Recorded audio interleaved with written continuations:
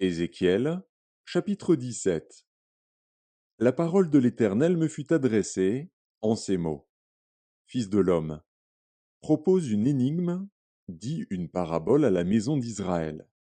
Tu diras, ainsi parle le Seigneur, l'Éternel.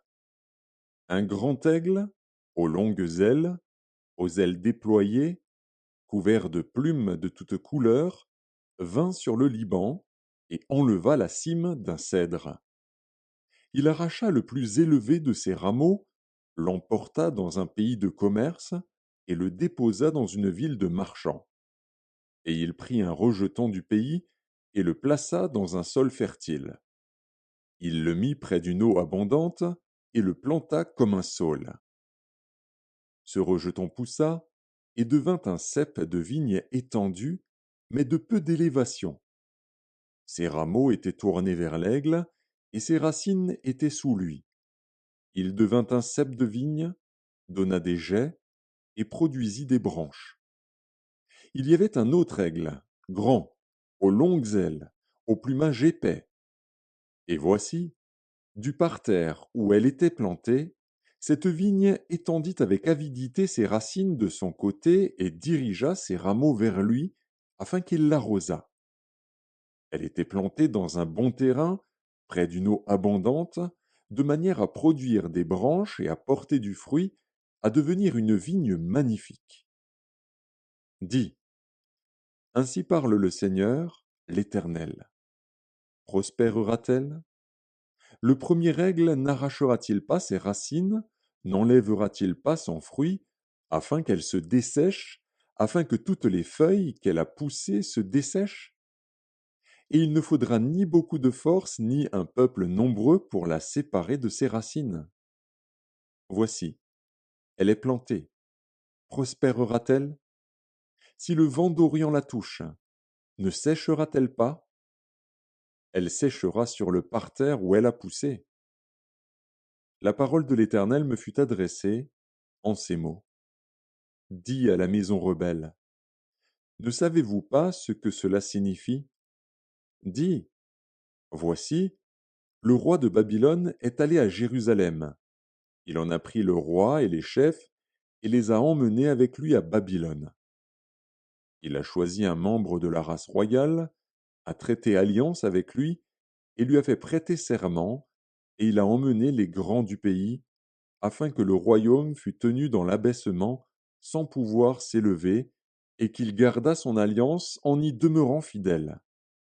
Mais il s'est révolté contre lui, en envoyant ses messagers en Égypte, pour qu'elle lui donnât des chevaux et un grand nombre d'hommes.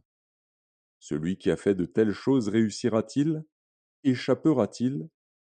Il a rompu l'alliance, et il échapperait. Je suis vivant, dit le Seigneur, l'Éternel. C'est dans le pays du roi qu'il a fait régner, envers qui il a violé son serment et dont il a rompu l'alliance, c'est près de lui, au milieu de Babylone, qu'il mourra. Pharaon n'ira pas avec une grande armée et un peuple nombreux le secourir pendant la guerre, lorsqu'on élèvera des terrasses et qu'on fera des retranchements pour exterminer une multitude d'âmes. Il a méprisé le serment, il a rompu l'alliance, il avait donné sa main, et il a fait tout cela. Il n'échappera pas. C'est pourquoi ainsi parle le Seigneur, l'Éternel. Je suis vivant. C'est le serment fait en mon nom qu'il a méprisé. C'est mon alliance qu'il a rompue. Je ferai retomber cela sur sa tête. J'étendrai mon retz sur lui, et il sera pris dans mon filet. Je l'emmènerai à Babylone, et là je plaiderai avec lui sur sa perfidie à mon égard. Tous les fuyards de toutes ces troupes tomberont par l'épée, et ceux qui resteront seront dispersés à tous les vents. Et vous saurez que moi, l'Éternel, j'ai parlé. Ainsi parle le Seigneur, l'Éternel. J'enlèverai, moi, la cime d'un grand cèdre, et je la placerai. J'arracherai du sommet de ses branches un tendre rameau, et je le planterai sur une montagne haute et élevée. Je le planterai sur une haute montagne d'Israël. Il produira des branches et portera du fruit, Il deviendra un cèdre magnifique. Les oiseaux de toute espèce reposeront sous lui, tout ce qui a des ailes reposera sous l'ombre de ses rameaux.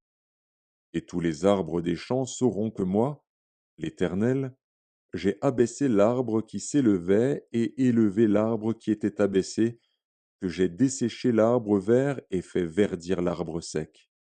Moi, l'Éternel, j'ai parlé et j'agirai.